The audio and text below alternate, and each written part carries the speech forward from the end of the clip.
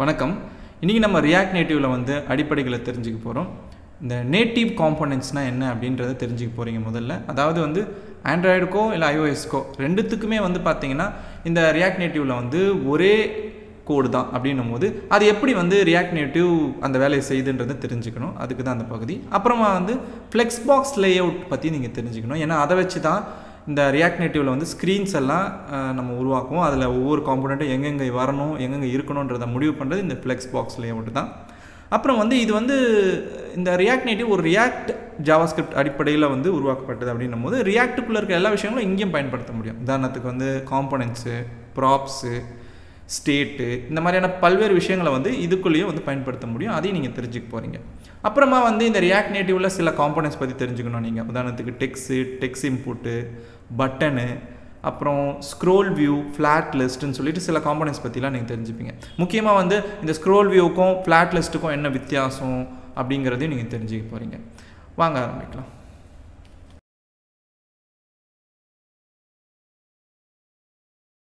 முதல்ல நம்ம புரிஞ்சிக்க வேண்டிய ஒரு விஷயம் என்னென்னா, இங்கே வந்து இருக்கிற இந்த ஒரு பார்ட் ஆஃப் கோடு இருக்கு இல்லையா, இந்த பகுதி ஆண்ட்ராய்டுக்கும் சரி ஐஓஎஸ்க்கும் சரி ஒரே மாதிரி வேலை செய்கிறதால இதை வந்து நேட்டிவ் காம்போனன்ட்ஸ் அப்படின்னு சொல்லுவாங்க.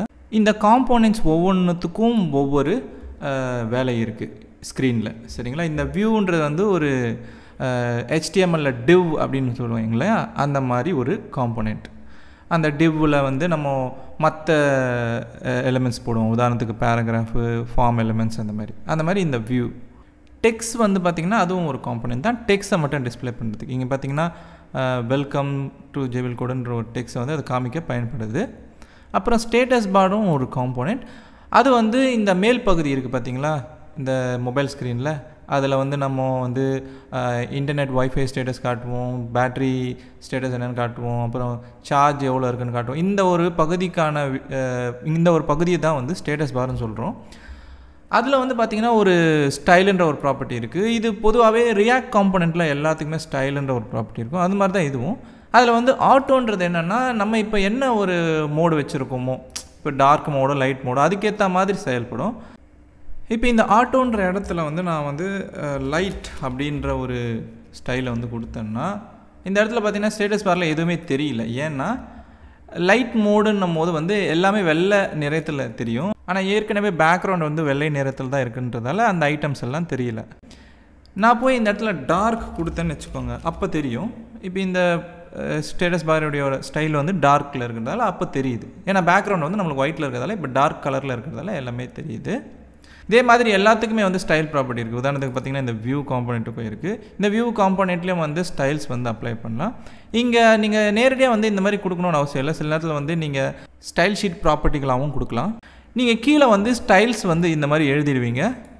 ஸோ ஸ்டைல் ஷீட்டுன்ற ஒரு காம்போனெண்ட் இதுக்காக நம்ம பயன்படுத்துவோம். அது உள்ளே வந்து பார்த்திங்கன்னா ஒரு கண்டெய்னருக்குள்ளே நமக்கு தேவைப்படுற ஸ்டைல் ப்ராப்பர்ட்டிஸ் எல்லாத்தையுமே வந்து இந்த மாதிரி கொடுத்து வச்சுருப்போம்.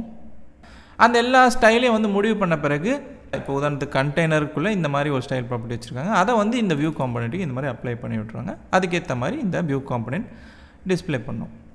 இப்போ இந்த இடத்துல வந்து பார்த்திங்கன்னா பேக்ரவுண்ட் வந்து ஒயிட் கலரில் இருக்குது இந்த ஒரு கலர் கோடில். நான் இப்போ என்ன பண்ணுறேன், இந்த பேக்ரவுண்ட் கலர் ப்ராப்பர்ட்டியில் வந்து ரெட்டுன்னு மாற்றினேன்னா இப்போ பாருங்கள் ஸ்க்ரீன் வந்து ரெட் கலரில் மாறிடுச்சு, சரிங்களா. இந்த மாதிரி வந்து நீங்கள் ஸ்டைல்ஸை வந்து தனியாக இந்த ஸ்டைல் ஷீட் ப்ராப்பர்ட்டி உருவாக்கி இந்த இடத்துல கொடுக்க முடியும், ஓகேங்களா. ஆக இங்கே நீங்கள் பார்க்குற இந்த ஒவ்வொரு காம்போனெண்ட்டும் தான் நம்மளுடைய இந்த ரியாக்ட் நேட்டிவில் முக்கியமான கதாபாத்திரங்களாக இருக்கும்.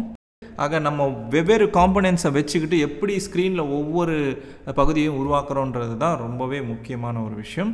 கூடுதலான ஒரு விஷயம் என்ன அப்படின்னு கேட்டிங்கன்னா, இந்த வியூ, டெக்ஸ்ட்டு, ஸ்டேட்டஸ் பார், இந்த எல்லா காம்போனண்ட்டுமே வந்து பார்த்திங்கன்னா பிளாட்ஃபார்முக்கு ஏற்ற மாதிரி செயல்படும். இப்போ இது வந்து பார்த்திங்கன்னா நான் ஆண்ட்ராய்ட் ஃபோன் வச்சுருக்கிறேன். ஆக ஆண்ட்ராய்ட் பிளாட்ஃபார்மில் வந்து இந்த காம்போனன்ட்ஸை எப்படி காமிக்கணும் அப்படின்னு ரியாக்ட் நேட்டிவ்க்கு தெரியும். அதே மாதிரி ஐஓஎஸில் காட்டும் போது எப்படி காட்டணும்னு தெரியும். ஏன் அப்படின்னா ஒவ்வொரு பிளாட்ஃபார்ம்லேயும் அந்தந்த காம்போனன்ட் வந்து அந்தந்த கோடில் தான் எழுதியிருப்பாங்க, ஆண்ட்ராய்ட்லேயோ இல்லை ஐஓஎஸ்லேயோ. ஆனால் அதுக்குன்னு ஏபிஐ இருக்கும். இந்த ஒரு டிவைஸ்க்கான ஏபிஐயை பயன்படுத்தி தான் இந்த காம்போனண்ட்டை வந்து அதை தெரிய வைக்கும் அப்படின்றதால ஆக இங்கே வந்து நீங்கள் என்ன மாதிரி கோடு எழுதி வச்சாலும் அது உங்களுடைய டிவைஸ்க்கு ஏற்ற மாதிரி அது காமிச்சிடும். இந்த டிவைஸ்க்கும் ரியாக்ட் நேட்டிவ்க்கும் ஒரு கனெக்ஷன் இருக்குது. அதை அந்த டிவைஸ்க்கு ஏற்ற மாதிரி அந்த காம்போனன்ட்ஸை காட்டும். இதை வந்து நீங்கள் ரொம்ப ஆராய வேணாம், இதை ஒரு அடிப்படையாக புரிஞ்சுக்கிட்டாலே போதும்.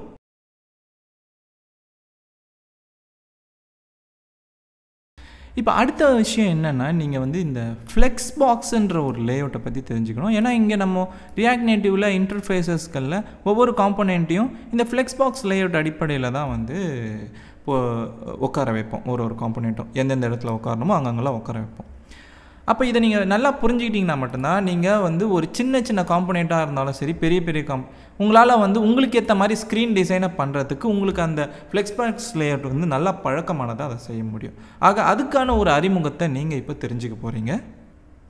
இப்போ நம்ம இந்த டெக்ஸ்ட் இருக்கு இல்லையா, வெல்கம் டு ஜேபிஎல் கோட், அந்த டெக்ஸ்ட்டை வந்து நம்மளுடைய இந்த ஃப்ளெக்ஸ் பாக்ஸ் லேஅவுட்டுக்கு ஏற்ற மாதிரி எப்படிலாம் வந்து ஸ்க்ரீனில் அதை உட்கார வைக்க முடியும், எந்தெந்த இடத்துலலாம் அதை உட்கார வைக்க முடியும் அப்படின்றதெல்லாம் தெரிஞ்சுக்க போகிறோம்.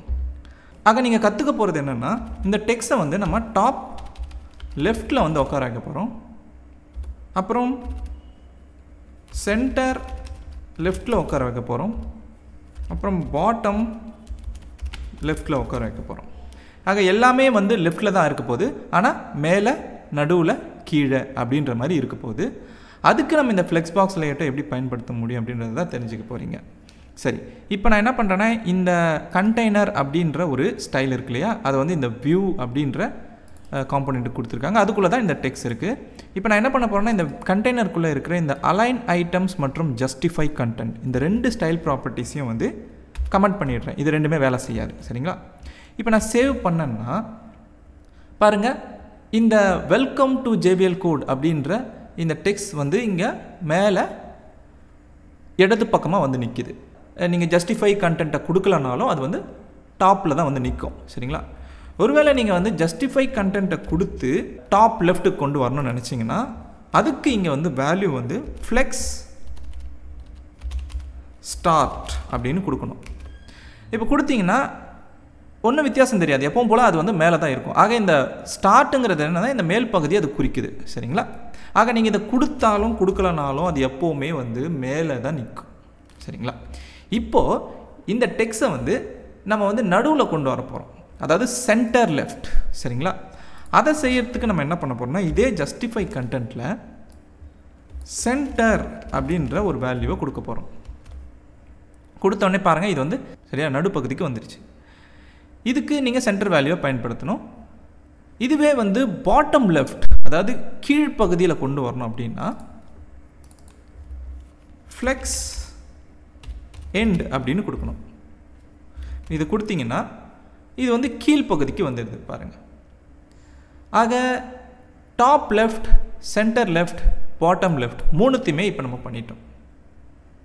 ஆக இந்த ஃப்ளெக்ஸ் ஸ்டார்ட்டுங்கிறது வந்து டெக்ஸ்ட்டை வந்து மேல் பகுதி கொண்டு வரும், சென்டர் வந்து டெக்ஸ்ட்டை வந்து நடுப்பகுதி கொண்டு வரும், ஃப்ளெக்ஸ் எண்ட் வந்து டெக்ஸ்ட்டை வந்து கீழ்ப்பகுதிக்கு கொண்டு வரும்.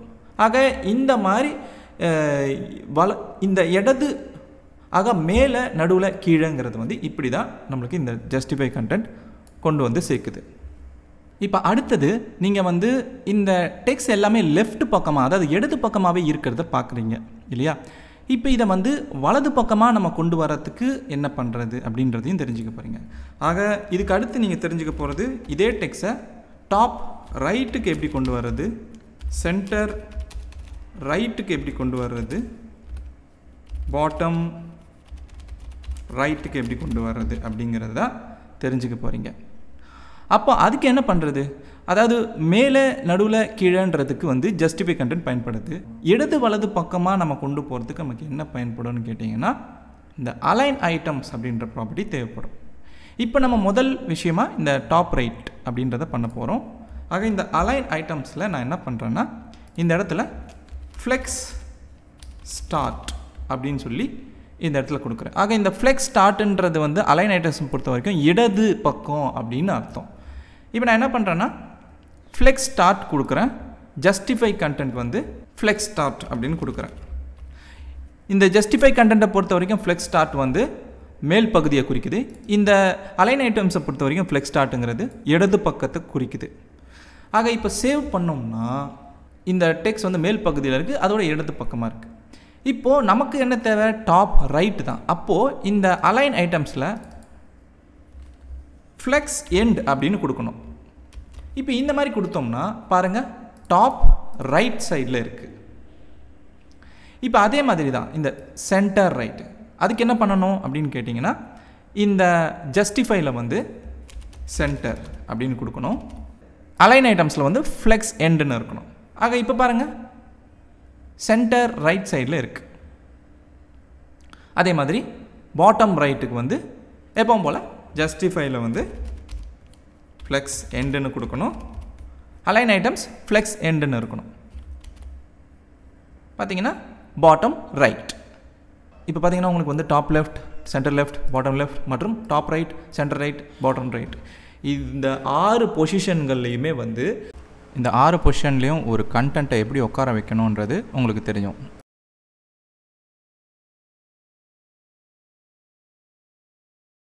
இப்போ நீங்கள் வந்து ஃப்ளெக்ஸ் பாக்ஸ் லேஅவுட்டில் ஒரு அடிப்படையான சில விஷயத்தை தெரிஞ்சுக்கிட்டீங்க.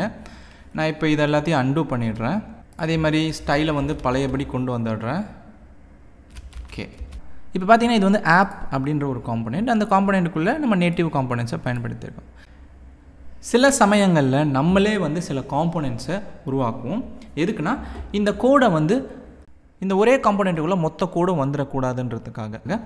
ஆக அந்த மாதிரி சூழ்நிலையில் நம்மளே உருவாக்கக்கூடிய காம்பனெண்ட்ஸையும் எப்படி வந்து பயன்படுத்துறது அப்படின்றத நீங்கள் தெரிஞ்சுக்கணும். இப்போது நான் இந்த ஆப்புன்ற காம்பனெண்ட் முடிஞ்ச பிறகு இந்த இடத்துல வந்து ஒரு கான்ஸ்டன்ட் ஒன்று உருவாக்குறேன், ஹலோ அப்படின்னு சொல்லி. இது வந்து ஒரு காம்பனெண்ட், நம்ம உருவாக்க போகிற ஒரு காம்பனெண்ட். இதில் ஒரு ஆரோ ஃபங்க்ஷன் கொடுக்குறோம். இந்த ஆரோ ஃபங்க்ஷனில் நம்ம ரிட்டர்ன் பண்ண போகிறது வந்து ஒரு சில நேட்டிவ் காம்பனெண்ட்ஸ். அது என்னென்னா டெக்ஸ்ட் அப்படின்ற ஒரு காம்பனெண்ட். இந்த டெக்ஸ்ட் காம்பனெண்ட்டில் வந்து நான் என்ன பண்ண போகிறேன்னா ஹலோ ஜேவி லோகேஷ் அப்படின்னு சொல்லிட்டு டெக்ஸ்ட் வந்து வச்சுருக்கேன். இப்போ நான் என்ன பண்ணலாம், இந்த ஹலோ அப்படின்ற ஒரு காம்பனெண்ட்டை என்னால் வந்து பயன்படுத்த முடியும். ஏன்னா இது வந்து இப்போ ஒரு ஜேஎஸ்எக்ஸ் எலிமெண்ட், சரிங்களா? இதுவும் வந்து ஒரு காம்பனெண்ட் மாதிரி செயல்படும். ஆக இப்போ நான் என்ன பண்ணுறேன், இதை எடுத்துகிட்டு போய் இந்த ஆப் அப்படின்ற காம்பனெண்ட்டில் இந்த வெல்கம்ன்ற டெக்ஸ்ட்டுக்கு கீழே இங்கே பயன்படுத்துகிறேன். ஹலோ அப்படின்னு சொல்லி செல்ஃப் க்ளோசிங் டேக்காக இந்த மாதிரி பயன்படுத்த முடியும். அப்படி பயன்படுத்தினீங்கன்னா இங்கே பாருங்கள், ஹலோ ஜேவி லோகேஷ் அப்படின்னு வந்திருக்கு. அதையே வந்து நான் 2-3 தடவை கீழே போடுறேன். பார்த்தீங்கன்னா 3 தடவையும் ஹலோ ஜேவி லோகேஷ் அப்படின்னு வந்திருக்கு. ஆக ஒரு காம்பனெண்ட்டுக்குள்ளே இன்னொரு காம்பனெண்ட்டை எப்படி பயன்படுத்துறதுன்றது உங்களுக்கு தெரியும். இது கிட்டத்தட்ட நீங்கள் ரியாக்ட்லேயே இப்படி தான் பண்ணுவீங்க. ரியாக்ட் ஜாவாஸ்கிரிப்ட் லைப்ரரியிலையும் நம்ம இந்த மாதிரி தான் பண்ணுவோம். காம்பனெண்ட்ஸ்குள்ளே நம்மளால் ப்ராப்ஸையும் பயன்படுத்த முடியும். இந்த காம்பனெண்ட்டில் நான் வந்து ப்ராப்ஸ் வந்து அடைய போகிறேன். அதுக்கு ப்ராப்ஸ் அப்படின்னு சொல்லிட்டு ஒரு பேராமீட்டரையும் வாங்குகிறேன். அதிலேருந்து நான் ஒரு குறிப்பிட்ட ப்ராப்பர்ட்டியை மட்டும் எடுத்துக்க போகிறேன். இந்த ப்ராப்ஸ்குள்ளே நேம் அப்படின்ற ஒரு ப்ராப்பர்ட்டியை நான் அடைவேன், சரிங்களா? ஆக நேம்ன்ற ப்ராப்பர்ட்டி எப்படி அடைவோம்னா, நம்ம இந்த காம்பனெண்ட்டில் நேம் அப்படின்ற ஒரு ப்ராப்பர்ட்டியை பயன்படுத்தணும். அதில் வந்து ஏதாவது ஒரு வேல்யூ அனுப்பலாம். இப்போ நான் வந்து ஜேவி லோகேஷ் அப்படின்னு அனுப்புகிறேன். அப்புறம் இந்த ஹலோ காம்பனெண்ட்டில் வந்து ராம் அப்படின்னு பயன்படுத்துகிறேன். 3ஆவதில் வந்து டேனியல் அப்படின்னு சொல்லிட்டு ஒரு வேல்யூ அனுப்புகிறேன். ஆக இந்த 3த்துலேயும் வந்து நேம்ன்ற ஒரு ப்ராப்பர்ட்டியை நான் வந்து அனுப்புகிறேன். ஆக அதை வந்து இந்த ப்ராப்ஸ்லேருந்து என்னால் அடைய முடியும். அதை வந்து நான் இங்கே இந்த ஹலோவுக்கு பக்கத்தில் காட்ட போகிறேன், இந்த டெக்ஸ்ட்குள்ளே. ஆக அதை காமிக்கிறதுக்கு நான் இந்த இடத்துல இந்த சின்டாக்ஸ் வந்து பயன்படுத்தணும். அதில் இந்த ப்ராப்ஸ் அப்படின்ற பேராமீட்டரில் நேம் அப்படின்ற ப்ராப்பர்ட்டியை ஆக்சஸ் பண்ணணும். இப்போ சேவ் பண்ணிவிட்டு பார்த்தோம்னா இங்கே பாருங்கள், முதல்ல ஜேவி லோகேஷ், 2வது ராம், 3வது வந்து டேனியல். இந்த மாதிரி வந்து இந்த காம்பனெண்ட்டுக்குள்ளே நம்ம ப்ராப்ஸை பயன்படுத்தி வெவ்வேறு விதமான வேல்யூக்களை அனுப்பி அதுக்கேற்ற மாதிரியான அவுட்புட்களை அடைய முடியும். அதுதான் ப்ராப்ஸோடைய முக்கியமான பயன்.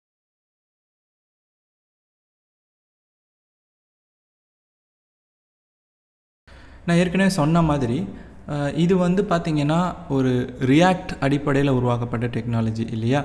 அதனால் நீங்கள் ரியாக்டில் இருக்கக்கூடிய ஸ்டேட்டுன்ற ஒரு விஷயத்தையும் பயன்படுத்த முடியும்.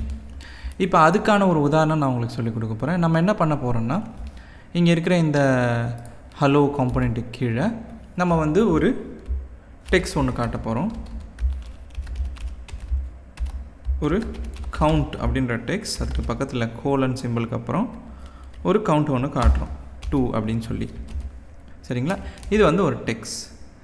இப்போ இதுக்கு கீழே நான் வந்து என்ன பண்ண போகிறேன், ஒரு பட்டன் ஒன்று சேர்க்க போகிறேன். ஆக பட்டனுங்கிறது வந்து ஒரு காம்போனெண்ட், ஒரு நேட்டிவ் காம்போனெண்ட். அதை வந்து நீங்கள் இந்த ரியாக்ட் நேட்டிவ் பேக்கேஜிலேருந்து இம்போர்ட் பண்ணணும். இதுக்கு முன்னாடி டெக்ஸ்ட் காம்போனெண்ட்டை இம்போர்ட் பண்ணதால் தான் நம்ம இது வரைக்கும் டெக்ஸ்ட்டை வந்து பயன்படுத்திக்கிட்டு இருக்கோம். ஆக ஸ்டைல் ஷீட், டெக்ஸ்ட், வியூ எல்லாமே வந்து ரியாக்ட் நேட்டிவ் உடைய காம்போனெண்ட்ஸ் தான். இப்போ நம்ம என்ன பண்ணுறோம்னா பட்டன்ன்ற ஒரு காம்போனெண்ட் பயன்படுத்த போகிறதால இங்கே வந்து பட்டன் அப்படின்னு சொல்லி ஒரு காம்போனெண்ட்டை இம்போர்ட் பண்ணிக்கிறோம். இப்போது இந்த காம்போனெண்ட்டை வந்து இந்த டெக்ஸ்ட் கீழே இப்படி பயன்படுத்துகிறேன். இதை நீங்கள் வந்து ஒரு செல்ஃப் க்ளோசிங் டேக்காக தான் பயன்படுத்தணும். இந்த மாதிரி ஓப்பன் மற்றும் க்ளோசிங் டேக்காக பயன்படுத்தக்கூடாது. இந்த பட்டனுக்குள்ளே டைட்டில்னு சொல்லிட்டு ஒரு ப்ராப்பர்ட்டி இருக்குது. அதுக்குள்ளே நீங்கள் வந்து இந்த பட்டனில் காமிக்க வேண்டிய டெக்ஸ்ட்டை வேல்யூவாக கொடுக்கலாம். நான் இங்கே வந்து கிளிக் மீன்னு கொடுத்துருக்கேன். இப்போ ஃபைலை சேவ் பண்ணேன்னா இந்த இடத்துல ஒரு பட்டன் ஒன்று வரும், அதில் கிளிக் மீன்ன்ற வார்த்தைகள் இருக்கும். இப்போது இந்த பட்டனை நான் கிளிக் பண்ணும் போதெல்லாம் மேலே இருக்கிற இந்த கவுண்ட் வந்து அதிகப்படுத்திக்கிட்டே இருக்கணும். அதை நான் செய்கிறதுக்கு நான் ரியாக்டுடைய ஸ்டேட்டை பயன்படுத்தலாம். ஆக இந்த இடத்துல மேலே நான் வந்து யூஸ் ஸ்டேட் அப்படின்ற ஒரு ஊக்கை பயன்படுத்த போகிறேன். இந்த ஊக் ஃபங்க்ஷன் ரியாக்ட்ன்ற பேக்கேஜிலேருந்து இம்போர்ட் செய்யப்படும். இந்த ஃபங்க்ஷனை நான் கால் பண்ணும்போது ஒரு வேல்யூ கொடுக்குறேன் இல்லையா, அது வந்து இனிஷியல் வேல்யூ, இந்த ஸ்டேட்டோடைய தொடக்க வேல்யூ. இப்போ இந்த யூஸ் ஸ்டேட் ஊக் வந்து நமக்கு வந்து 2 ப்ராப்பர்ட்டிகளை கொடுக்கும். அதை நான் ரெண்டுத்தையும் இந்த ஒரு அரே சின்டாக்ஸில் வாங்கி வச்சுக்கிறேன். முதல் வேல்யூவை வந்து ஸ்டேட் வேல்யூ, அதை வந்து கவுண்ட் அப்படின்னு வாங்கி வச்சுக்கிறேன். ரெண்டாவது வந்து அந்த ஸ்டேட் வேல்யூவை மாற்றக்கூடிய ஃபங்க்ஷன், அதை செட் கவுண்ட் அப்படின்னு மாற்றிக்கிறேன். சரிங்களா? இப்போ இதை ரெண்டுத்தையுமே வச்சுக்கிட்டு தான் நம்ம இந்த கவுண்ட்டை வந்து வேலை செய்ய வைக்க போகிறோம். இப்போ நான் என்ன பண்ண போகிறேன்னா இந்த கவுண்ட் அப்படின்ற வேல்யூவை வந்து இந்த இடத்துல நான் காட்ட போகிறேன். ஆக இந்த இடத்துல இருக்கிற இந்த 2ன்ற டெக்ஸ்ட்டை எடுத்துகிட்டு நான் அதை காட்ட போகிறேன். ஆக இந்த சின்டாக்ஸ், இந்த கர்லி பிரேசஸில் இந்த கவுண்ட் வேல்யூவை இப்படி கொடுத்துடுறேன். இப்போ பார்த்தீங்கன்னா கவுண்ட் வந்து 0 அப்படின்னு இருக்கும். இப்போ அடுத்து வந்து இந்த பட்டனை நான் கிளிக் பண்ணும் போதெல்லாம் இந்த கவுண்ட் வந்து அதிகப்படுத்திக்கிட்டே இருக்கணுன்றதுக்காக நான் என்ன பண்ண போகிறேன்னா இந்த பட்டனில் ஆன் ப்ரெஸ் அப்படின்ற ஒரு ப்ராப்பர்ட்டியை பயன்படுத்துகிறேன், ஒரு ப்ராப்ஸை பயன்படுத்துகிறேன். அதில் வந்து ஒரு ஆரோ ஃபங்க்ஷனை நீங்கள் கொடுக்கலாம். இந்த ஆரோ ஃபங்க்ஷனில் என்ன பண்ணுறேன்னா இந்த செட் கவுண்ட் அப்படின்ற ஸ்டேட் ஃபங்க்ஷனை பயன்படுத்துகிறேன். அதில் நான் என்ன பண்ண போகிறேன்னா ஏற்கனவே இருக்கக்கூடிய ஸ்டேட் வேல்யூவான இந்த கவுண்ட் வேல்யூவை +1 கொடுத்து அதிகப்படுத்த போகிறேன். ஆக ஒவ்வொரு வாட்டி இந்த பட்டனை கிளிக் பண்ணும் போதெல்லாம் இந்த செட் கவுண்ட் ஃபங்க்ஷன் கால் செய்யப்படும். அதில் கவுண்ட் வந்து அதிகப்படுத்திக்கிட்டே இருக்கப்படும். இப்போ சேவ் பண்ணிக்கிறேன். சேவ் பண்ணிவிட்டு நான் இந்த பட்டனை வந்து கிளிக் பண்ண போகிறேன் மொபைலில். நீங்கள் அதோடைய அவுட்புட் பார்த்துக்கிட்டே வரலாம். 1 2 3 4 5 6 7 8. ஆக நான் பட்டனை கிளிக் பண்ண அந்த கவுண்டோடைய வேல்யூ எப்படி மாறுச்சுன்றதை நீங்கள் பார்த்துருப்பீங்க. ஆக நான் ஏற்கனவே சொன்னது தான், நீங்கள் ரியாக்டில் பயன்படுத்தின மாதிரியே இங்கேயும் ஸ்டேட்டை பயன்படுத்தி ஸ்க்ரீனில் மாற்றங்களை செய்ய முடியும்.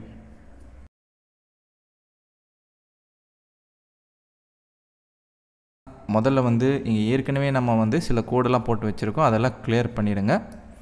ஏன்னா இதெல்லாம் வந்து உங்களை வந்து கன்ஃபியூஸ் பண்ணிடக்கூடாதுன்றதுக்காக நான் எடுத்துடுறேன்.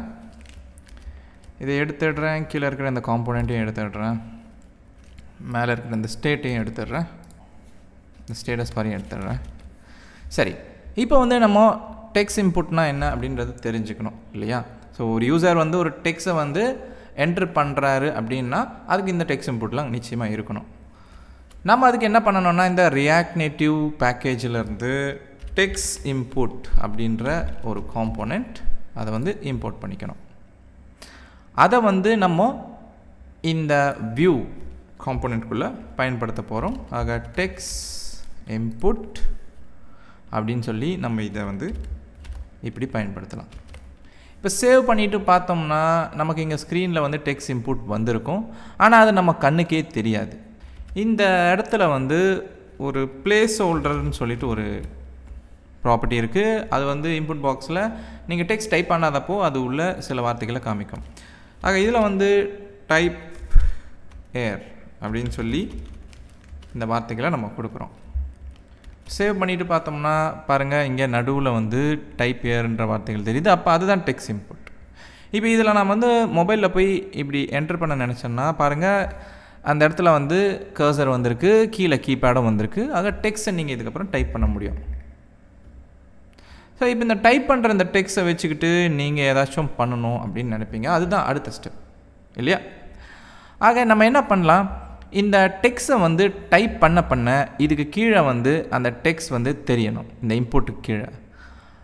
அதை பண்ணுறதுக்கு நம்ம என்ன பண்ணணும் அப்படின்னு கேட்டிங்கன்னா, இந்த டெக்ஸ்ட் இன்புட்லேயே இன்னொரு ப்ராப்பர்ட்டி ஒன்று இருக்குது. அதுதான் ஆன் சேஞ்ச் டெக்ஸ்ட் அப்படின்னு சொல்லி. இந்த இடத்துல நம்ம வந்து ஒரு ஆரோ ஃபங்க்ஷன் ஒன்று கொடுக்கலாம். அந்த ஆரோ ஃபங்க்ஷனில் நம்ம டைப் பண்ணுற டெக்ஸ்ட் வந்து நம்மளுக்கு கிடைக்கும். அதை வந்து நியூ டெக்ஸ்ட்ன்ற பேரில் நம்ம வாங்கி வச்சுக்கலாம். வாங்கினதை வந்து வச்சுக்கிட்டு நம்ம ஏதாச்சும் ஒரு வேலையை இந்த ஃபங்க்ஷன் பாடிக்குள்ளே செய்ய முடியும். நம்ம என்ன பண்ண போகிறோம், நம்ம இந்த டெக்ஸ்ட் இன்புட்டில் டைப் பண்ணுறதை கீழே வந்து காட்ட போகிறோம் ஒரு டெக்ஸ்டாக. ஆக இந்த இடத்துல வந்து நான் என்ன பண்ண போகிறேன், அதுக்குன்னு வந்து ஒரு ஸ்டேட்டை உருவாக்க போகிறேன். இதில் வந்து இனிஷியல் வேல்யூவாக வந்து டெக்ஸ்ட் வந்து எம்டியாக தான் இருக்கும். நான் வந்து ஸ்டேட் வந்து என்ன பேரில் வாங்கி வைக்க போகிறேன்னா டெக்ஸ்ட் அப்படின்னு வாங்கி வைக்க போகிறேன். செட் டெக்ஸ்ட் வந்து அந்த ஸ்டேட் மாற்றக்கூடிய ஃபங்க்ஷன். இப்போது நான் என்ன பண்ணுறேன்னா, இதுக்கு கீழே டெக்ஸ்ட் காம்போனன்ட் ஒன்று பயன்படுத்துகிறேன். அதில் வந்து இந்த டெக்ஸ்ட் வேல்யூ வந்து காட்டுறேன். ஓகே, இப்போது இந்த ஆன் சேஞ்சுக்குள்ளே நம்ம புது டெக்ஸ்ட் எல்லாம் வாங்குகிறோம் இல்லையா, நியூ டெக்ஸ்ட்ன்ற பேரில் நம்ம டைப் பண்ண நியூ டெக்ஸ்ட்ன்ற பேரில் அது வரும். அப்படி வர நம்ம என்ன பண்ணுறோம், நம்ம இந்த செட் டெக்ஸ்ட் அதாவது இந்த ஸ்டேட்டோடைய ஃபங்க்ஷனில் அந்த வேல்யூவை அனுப்பிடுறோம். நம்ம டைப் பண்ண ஒரு எழுத்துமே இந்த ஸ்டேட்குள்ளே வந்துக்கிட்டே இருக்கும். அப்போ கீழே அந்த டெக்ஸ்ட்டில் தெரியும். சரி, இப்போ சேவ் பண்ணிவிட்டு நம்ம போய் இந்த மொபைலில் வந்து டைப் பண்ணி பார்ப்போம். நான் வந்து ஹலோ அப்படின்னு டைப் பண்ணுறேன். பார்த்தீங்கன்னா ஹலோ வந்திருக்கு கீழே. அதுக்கப்புறம் JBL கோட். ஸோ நம்ம இன்புட்டில் டைப் பண்ணல கீழே வந்து அந்த டெக்ஸ்ட் வந்துக்கிட்டே இருக்குது பார்த்தீங்களா. ஆக இப்படி தான் நீங்கள் வந்து ஒரு டெக்ஸ்ட் இன்புட்லேருந்து வேல்யூஸை எடுத்து வச்சுக்க முடியும் ஸ்டேட்டில். அதுக்கப்புறமா நீங்கள் அதை வச்சு ஏதாச்சும் வேலையை செய்யலாம். உதாரணத்துக்கு ஃபார்மை சப்மிட் பண்ணுறது அண்ட் வந்து வேல்யூஸை வந்து ஒரு சர்வருக்கு அனுப்புறது, இந்த மாதிரியான வேலைகளை நீங்கள் செஞ்சுக்க முடியும். ஸோ டெக்ஸ்ட் இன்புட் எப்படி பயன்படுத்துறதுன்னு இப்போ உங்களுக்கு புரிஞ்சிருக்கும்னு நினைக்கிறேன்.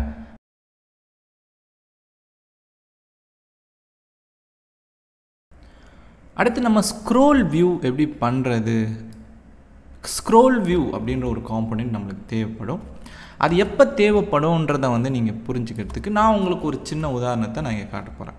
நான் இப்போ இங்கே வந்து ஒரு ஒரு வேரியபிள் உருவாக்குறேன். நான் இப்போ இந்த இடத்துல ஒரு கான்ஸ்டன்ட் உருவாக்குறேன், லெட்டர்ஸ்ன்னு சொல்லி.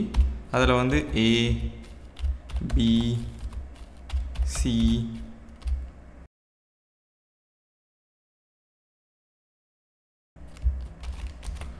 பார்த்தீங்கன்னா இங்கே வந்து L வரைக்கும் நான் இந்த லெட்டர்ஸை வந்து உள்ள அரே வேல்யூஸாக வச்சுருக்கேன், ஸ்ட்ரிங் வேல்யூஸாக. இப்போ இதை வந்து நான் லிஸ்ட் பண்ண போகிறேன், சரிங்களா, ஒரு டெக்ஸ்ட்டாக. அதுக்கு நான் என்ன பண்ண போகிறேன்னா, இந்த இடத்துல வந்து இந்த சின்டாக்ஸ் பயன்படுத்துகிறேன். அதில் வந்து லெட்டர்ஸ், அதில் வந்து மேப் ஃபங்க்ஷன், அதில் வந்து ஒரு லெட்டரும் நம்மளுக்கு லெட்டர்ன்ற பேரில் வரும். அப்படி வரும்போது நான் என்ன பண்ணுறேன்னா, டெக்ஸ்ட் காம்போனண்ட்டை வந்து ரிட்டர்ன் பண்ணுறேன். அதில் வந்து டெக்ஸ்ட் என்ன தெரியும்னா இந்த லெட்டர் அப்படின்ற வேல்யூ. இப்போ சேவ் பண்ணேன்னா இங்கே பாருங்கள், நமக்கு வந்து ABCL வரைக்கும் தெரியுது இல்லையா. இப்போ Z வரைக்கும் நான் வந்து கொடுத்துருக்கேன். இப்போயும் நம்மளுடைய ஸ்க்ரீனில் அது நல்லா தெளிவாக தான் தெரியுது, எல்லா எழுத்துக்களும் இல்லையா. இப்போ நான் என்ன பண்ண போகிறேன்னா, இந்த டெக்ஸ்ட்டில் வந்து ஒரு ஸ்டைல் வந்து சேர்க்க போகிறேன். ஆக இந்த கண்டெய்னர் மாதிரியே கீழே டெக்ஸ்ட்ன்னு சொல்லிட்டு ஒரு ஸ்டைல் ப்ராப்பர்ட்டியை உருவாக்குறேன். இந்த டெக்ஸ்ட்ன்ற ஸ்டைலை வந்து நான் வந்து இங்கே கொடுக்க போகிறேன். ஆக ஸ்டைல் அப்படின்னு சொல்லிட்டு இந்த டெக்ஸ்ட்டுக்கு வந்து கொடுக்குறேன், ஸ்டைல்ஸ் டாட் டெக்ஸ்ட்.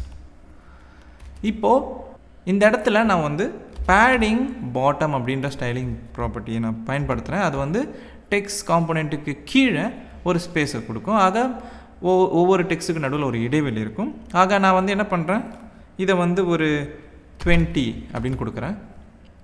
இப்போ பார்த்தீங்கன்னா நம்மளுடைய டெக்ஸ்ட் வந்து இப்போ சரியாக வந்து தெரியல. ஏன்னா அது எல்லாத்துக்குமே பேடிங் பாட்டம் வந்து 20 வேல்யூ இருக்கிறதால ஏபின்ற அந்த மேலே எழுத்து வந்து போயிடுச்சு, அது ஸ்க்ரீனுக்குள்ளே வரல. அதேமாதிரி கீழே எக்ஸுக்கு அப்புறம் YZன்னு தெரியல.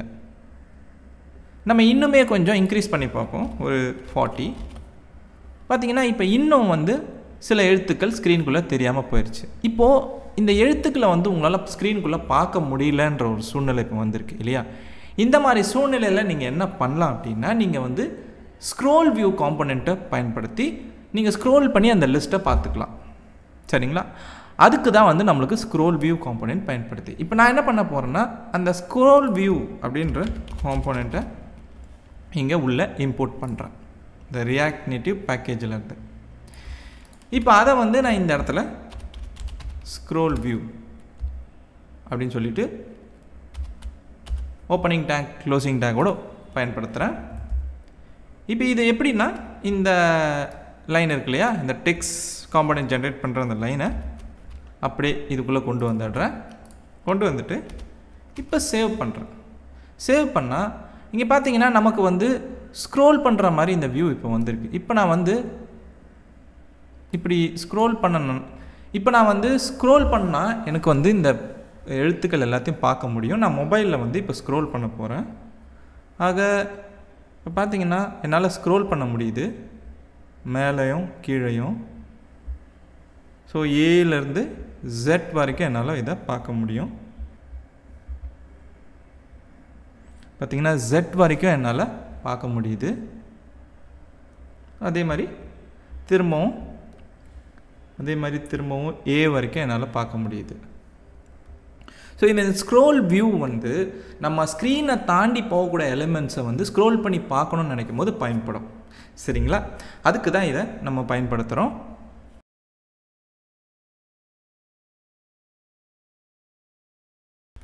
என்னதான் நம்ம ஸ்க்ரோல் வியூ பயன்படுத்தினாலும் இந்த ஸ்க்ரோல் வியூ நம்மளுடைய அப்ளிகேஷன் பர்ஃபார்மன்ஸை கெடுக்கும். இப்போ பார்த்தீங்கன்னா நம்ம ஸ்க்ரீனில் வந்து தெரியறது வந்து இந்த O வரைக்கும் தான் இல்லையா? ஆனால் இந்த ஓக்கு அப்புறம் இருக்கிற லெட்டரையும் சேர்த்து அது வந்து ஜென்ரேட் பண்ணும் இந்த ஸ்க்ரீனில். என்ன தான் நம்ம ஸ்க்ரீனில் O வரைக்கும் பார்த்தாலும் Pக்கு அப்புறம் இருக்கிற லெட்டர்ஸ் தேவையில்லை இந்த ஸ்க்ரீனில் இல்லையா? ஆனால் அதையும் சேர்த்து ஜென்ரேட் பண்ணி வச்சுருக்கோம் இந்த ஸ்க்ரோல் வியூ. இப்படி எல்லாத்தையும் எடுத்த உடனே ஜென்ரேட் பண்ணி ஸ்க்ரீனில் வைக்கிறதால நமக்கு தேவையில்லாத அப்ளிகேஷன் பர்ஃபார்மன்ஸ் கெட்டு போகுது இல்லையா? இதை தடுக்கிறதுக்கு தான் நம்மளுக்கு இன்னொரு ஒரு காம்போனெண்ட் இருக்குது. அந்த காம்போனெண்ட் பேர் தான் வந்து ஃப்ளாட் லிஸ்ட். இப்போ இந்த ஃப்ளாட் லிஸ்ட் என்ன பண்ணணும்னா, நம்ம ஸ்க்ரீனில் என்ன பார்க்குறோமோ அந்த ஐட்டம்ஸ் வரைக்கும் தான் ஜென்ரேட் பண்ணோம். நம்ம எப்போ ஸ்க்ரோல் பண்ணுறோமோ அப்போ தான் மீதி இருக்கிற ஐட்டம்ஸை ஜென்ரேட் பண்ணோம். அப்போ இதனால் அப்ளிகேஷன் பர்ஃபார்மன்ஸ் நம்மளுக்கு தேவையில்லாமல் கெட்டு போகாது. இப்போ இந்த ஃப்ளாட் லிஸ்ட் காம்போனெண்ட்டை நம்ம பயன்படுத்த போகிறோம். ஆக இந்த ஸ்க்ரோல் வியூ எடுத்துடுறேன். இங்கே ஃப்ளாட் லிஸ்ட் காம்போனெண்ட்டை வந்து ஒரு செல்ஃப் க்ளோசிங் டேக்காக தான் வந்து பயன்படுத்த முடியும். ஆக நான் இங்கே வந்து க்ளோஸ் பண்ணுறேன். இந்த மாதிரி இந்த ஃப்ளாட் லிஸ்ட்குள்ளே சில ப்ராப்பர்ட்டிஸ் வந்து நீங்கள் பயன்படுத்தணும் இதை ஜென்ரேட் பண்ணுறதுக்கு. அது என்னென்னு நான் உங்களுக்கு சொல்கிறேன். முதல்ல வந்து இந்த ஃப்ளாட் லிஸ்ட்டுக்கு டேட்டான்னு ஒரு ப்ராப்ஸ் இருக்குது. அந்த டேட்டா ப்ராப்ஸை நம்ம பயன்படுத்தணும். டேட்டா இதில் வந்து நம்ம என்ன லிஸ்ட்டு ஐட்டம்ஸ் வந்து ஜென்ரேட் பண்ண போகிறோமோ அதை கொடுக்கணும். இப்போ நான் லெட்டர்ஸை வந்து அப்படியே நேரடியாக இங்கே கொடுக்குறேன்.